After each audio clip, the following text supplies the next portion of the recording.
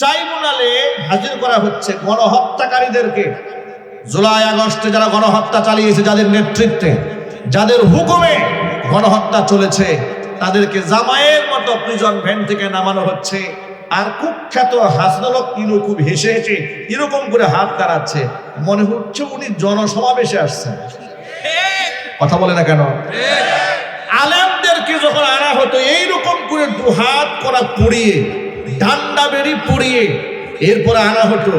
এমনকি কাউকে কাউকে রিমান্ডে নির্যাতন করে করে এমন অবস্থা করা হয়েছে, তারা হেঁটে আদালতে আসতে পারে নাই, পুলিশ কাঁধে করে নিয়ে আসছে। কথা বলেন? কাউকে তো হুইল চেয়ারে ঠেলে ঠেলে আদালতে নিয়ে আসা হয়েছে। প্রশ্ন হচ্ছে, নিরপরাধ মানুষদেরকে হুইল চেয়ারে ঠেলে আনা হবে, আর কুখ্যাত খুনি সন্ত্রাসী মানবতা বিরোধী অপরাধীদেরকে হ্যান্ডকাপ ছাড়া, শিকল ছাড়া জামায় আদর করে নিয়ে আসবেন। বাংলাদেশের মুসলমানরা কিন্তু বসে থাকবে না। অন্তর্বর্তীকালীন সরকারকে বলছি, খুনিদের প্রতি নমনীয় হবেন না। ভারতকে আপনি ভয় পাবেন না। এদেশের মুসলমানেরা ভারতের চোখে চোখ রেখে, আমেরিকার চোখে চোখ রেখে, রক্ত দিয়ে, জীবন দিয়ে যে স্বাধীনতা অর্জন করেছে, আপনারা অসংখ্য শাহাদাতে, অসংখ্য মুমিন মুসলমানের রক্তের উপরে আপনারা উপদেষ্টা হয়েছেন। আপনারা কাফের বেঈমানদেরকে ভয় পেয়ে কিংবা কারো হুমকি ধামকি শুনে আপনারা অপরাধীদের কাছ থেকে হ্যান্ডকাপ খুলে নেবেন, এটা মুসলমান বরদাস্ত করতে পারবে না। টাকলা কামরু নাকি আজকে বলেছে যে এই দিন শেষ না, দিন আরো আছে।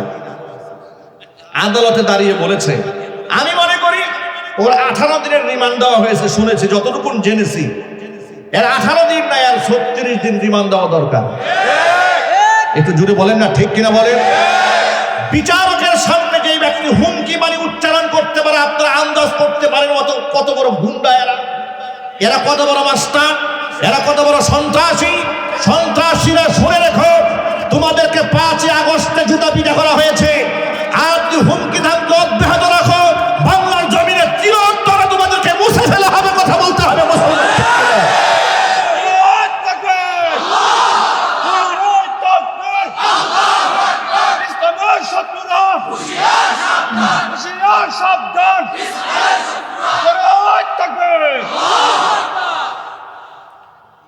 অপরাধীদের ব্যাপারে নমনীয় হওয়ার কোনো সুযোগ নাই। আপনি মাজলুমের ব্যাপারে দয়া দেখাবেন, জালেমের পক্ষে কোনো দয়া নাই। জোরে বলেন।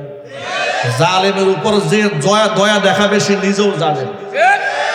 কথার আওয়াজ বলেন। যে জালেমের উপর দয়া দেখাবে সে মাজলুমের উপরে কাটা ঘায়ে নুনের ছিটা মারবে। হাসানুল হক ইনুর মুখের হাসি এদেশের অসংখ্য শহীদ পরিবারের কলিজার মধ্যে দাগ লেগে গেছে। ওদের মুখে হাসি আসে কি করে? আলেমদেরকে যখন আদালতে উঠানো হয়েছে, আলেমদের দৃশ্য দেখে জাতি কেঁদেছে। কথা বলেন। গতকালকে এটা নিয়ে আমি একটা ফেসবুক পোস্ট করেছিলাম। মাহমুদুল হক হাফিজাহুল্লাহর একটা ছবি দিয়ে তাকে আদালতে উঠানোর একটা দৃশ্য আমার কাছে ছবি আছে। এইরকম 2 হাতের মধ্যে হাত করা, এভাবে বেঁধেছে, এরপরে টেনে হিসছে তাকে উঠানো হচ্ছে। এই দৃশ্যটা আর এই কুখ্যাত খুনি সন্ত্রাসী মানবতা বিরোধী অপরাধী এরা যে হাত নেড়ে নেড়ে যাচ্ছে, বলেছিলাম সেকাল আর একাল। সে সময় আলেমদের সাথে কি অবস্থা করা হয়েছে, আর কুখ্যাত খুনিদের সাথে কি আচরণ করা হয়েছে। আফসোস লীগের একজন লিখেছে, হুজুর মুহাম্মদ সাল্লাল্লাহু আলাইহি ওয়াসাল্লামের জীবনী থেকে কিছু শিক্ষা নেন নাই? একটু দয়া করলে, মানুষের উপর দয়া নেওয়ার শিক্ষা কি ইসলামে নাই? আমার উনি ইসলাম শিখাচ্ছে। পায়খানা করে পানি নেয় না, সেই আলেমদের শেখায় ইসলাম। কথা বলতে হবে, ঠিক কিনা? আমি জবাবে লিখেছি, মুহাম্মদ সাল্লাল্লাহু আলাইহি ওয়াসাল্লামের জীবনীতে আমি কোথাও জালেমের উপর ইহসান করা আমি শিখি নাই। কথা বলেন, ঠিক কিনা বলেন? আপনারা বলেন স্টেজে অসংখ্য উলামারা আছে, আমার সামনে আপনারা আছেন। আল্লাহ নবীর সিরাতের যত কিতাব আছে, কোন একটা কিতাবে আপনারা এমন প্রমাণ দেখাতে পারবেন যে খুনির উপরে রাসূল দয়া দেখিয়েছেন? আরো জোরে বলেন। খুনির উপর দয়া তো দূরের কথা, একটা ঘটনা শোনায় আপনাদের কি।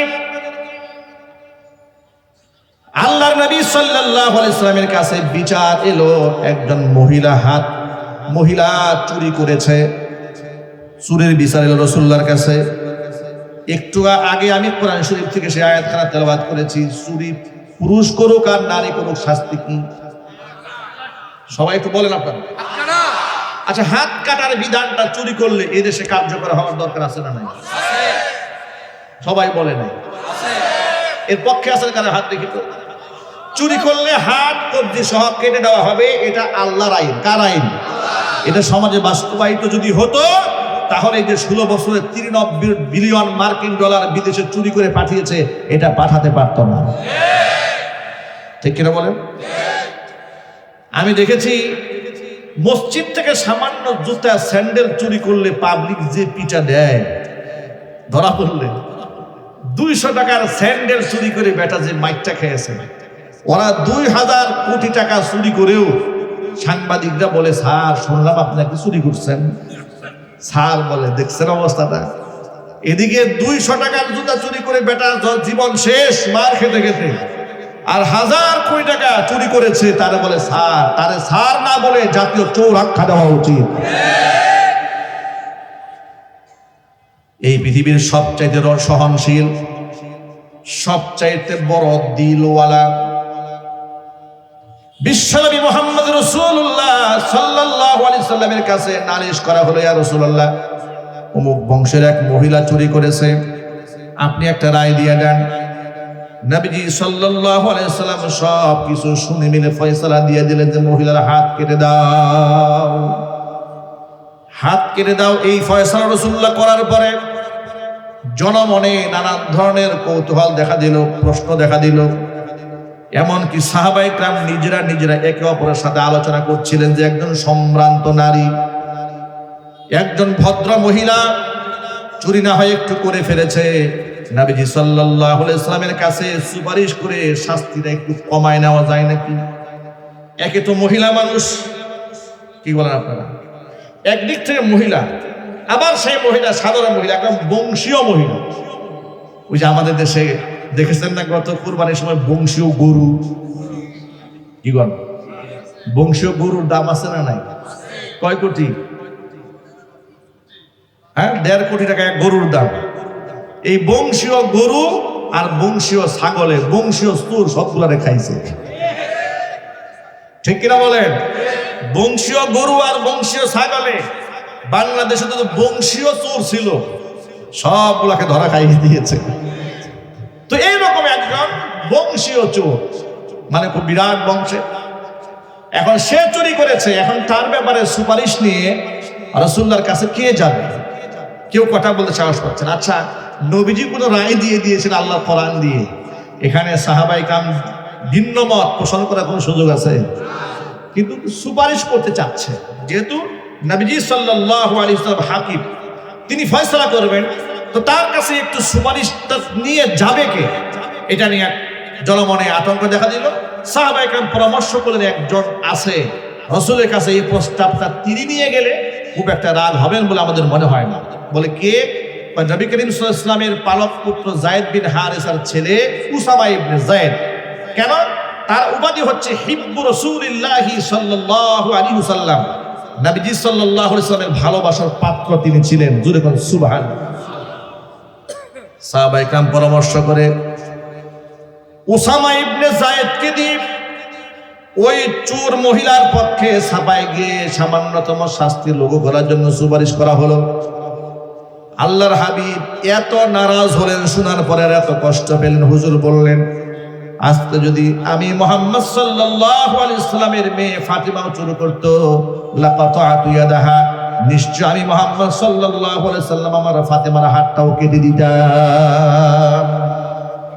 এরপর আল্লাহর নবী একটু ব্যাখ্যা করে বললেন, শোনো, তোমাদের পূর্ববর্তীরা ধ্বংস হয়েছে একটা কারণে, তারা প্রভাব প্রতিপত্তিশীল ব্যক্তির জন্য এক ধরনের আইন করত, আর যারা দুর্বল তাদের জন্য আল্লাহ আলাদা আইন করত। যারা বড়লোক পয়সাওয়ালা বংশীয় যারা, তারা অন্যায় করলে অন্যায়কে হালকা চোখে দেখা হতো, আর যারা সমাজের মধ্যে অসহায় দরিদ্র শ্রেণীর মানুষ যারা, নিম্নবর্তী মানুষ যারা, ওই সমস্ত মানুষেরা অন্যায় করলে এটা বড় আকারে দেখায় তাদেরকে শাস্তি প্রদান করা হতো। এই জন্য পূর্ববর্তী লোকেরা ধ্বংস হয়ে গেছে। ইসলামে এই বৈষম্য নাই। কথা বলেন, ঠিক কিনা বলেন? ইসলামে এই বৈষম্য আছে? ইসলামে এই বৈষম্য নাই।